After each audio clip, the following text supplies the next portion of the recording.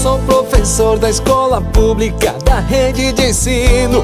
É tudo que eu queria, meu sonho de menino. Estudei bastante, fiz faculdade com dedicação. Logo fui dar aula na rede pública da educação. Meu sonho de menino logo foi ao chão. Quando veio o primeiro salário, vi que era exploração. Ensinamos as crianças a primeira lição, e os políticos não aprenderam a fazer ela não.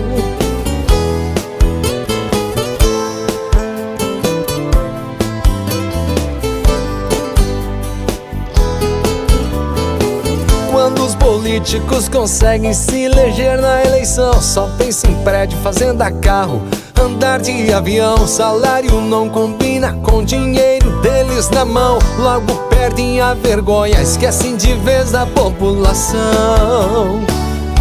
Senhores políticos, lembre de nós então. Somos o caminho que leva a todas as profissões. Vocês falam que querem ter o povo estudando, com um salário de fome estamos desanimando.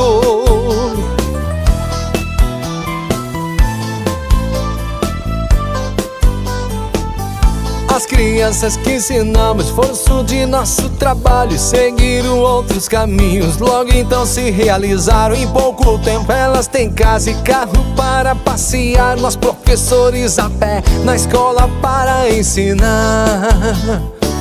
Ainda bem que não acredito nas promessas dos políticos. Se você votar em mim, outro ano será bonito. A humilhação continua, tirar o poder da educação. O aluno faz o professor um capacho no chão.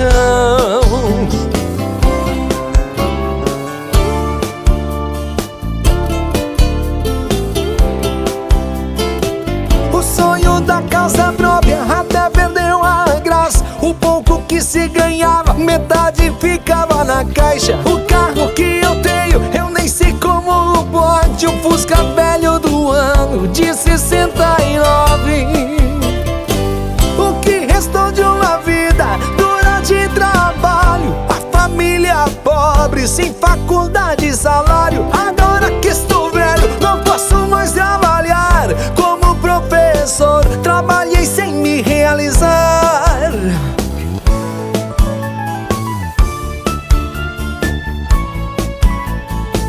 O sonho do meu filho era de ser um doutor. Com meu salário de professor jamais será doutor.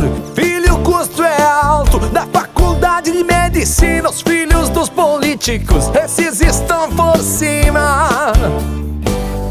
Então outra profissão, seja bom trabalhador. Se você vencer meu neto, será um doutor.